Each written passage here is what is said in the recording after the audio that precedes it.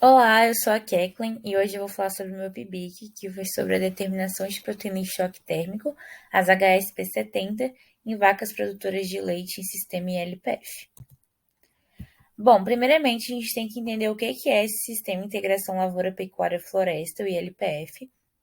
Então, basicamente, ele é uma estratégia de otimização do uso do solo, em que você vai integrar sistemas de produção agrícola, pecuária e florestal. Então, assim, a gente vai conseguir aliar o aumento da produtividade do solo com a conservação dos recursos naturais, né, em áreas que já foram desmatadas. Isso maximiza os efeitos desejáveis no meio ambiente.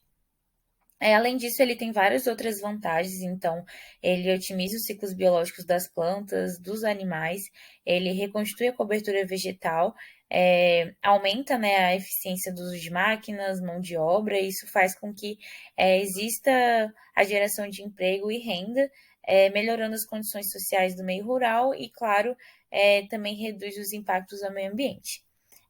Apesar de todos esses benefícios, ainda existem poucos estudos sobre esse sistema, né, e os seus reais benefícios quando a gente fala da produtividade do sistema, utilizando vacas de raça pura ou mestiça para a produção de leite, principalmente em áreas de cerrado, né, uma vez que a gente sabe que esse componente florestal do sistema, ele vai modificar positivamente o microclima e ele pode modular a fisiologia do animal.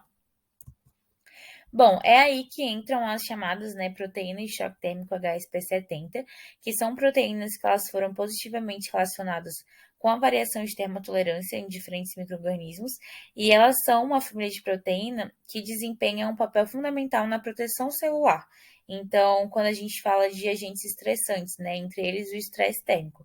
Então, ele vai ser um indicativo, né, a mensuração e a expressão desse gene nos animais, ele pode ser um fator indicativo de que o sistema ILPF ele contribui para a manutenção de parâmetros fisiológicos e equilíbrio térmico em vacas leiteiras, o que vai estar intimamente relacionado com a produtividade desses animais.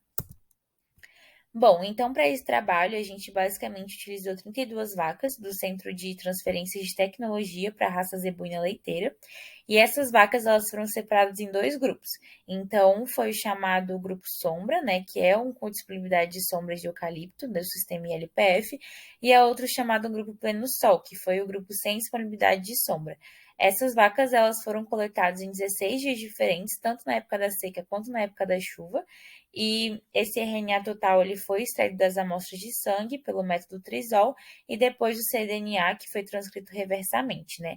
Então, após a extração do RNA e a síntese do cDNA, essas amostras elas foram submetidas à reação de PCR e posteriormente foi realizada uma análise dos fragmentos gênicos que foram amplificados. A gente, por fim, né, fez uma análise qualitativa, né, para analisar o perfil de expressão do gene em ambos os grupos, né, o sombra e o pleno sol. Bom, então aqui nesse slide a gente tem essa tabelinha, né, com o número de amostras mensuradas, a média, o desvio padrão e o erro padrão e o valor máximo mínimo para as características avaliadas. Então, a análise obtida dos dados das amostras, ela apresentou um valor P normal, com distribuição normal e uma análise paramétrica, mas como a gente pode ver aqui na tabela, essa análise estatística ela não permitiu a gente observar uma diferença, né, da concentração de HSP70 quando a gente compara os dois grupos, né? O grupo Sol e o grupo Sombra. O grupo Sol seria o plano Sol e o Sombra é o grupo dos animais que estavam com disponibilidade de sombra de eucalipto, DLPF.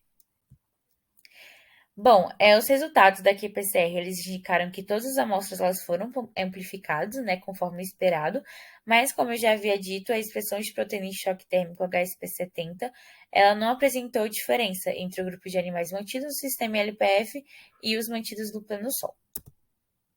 Dessa forma, outros estudos eles podem ser importantes, né, e muito relevantes para a gente concluir se esse sistema realmente traria um impacto positivo quando a gente fala de produtividade desses animais.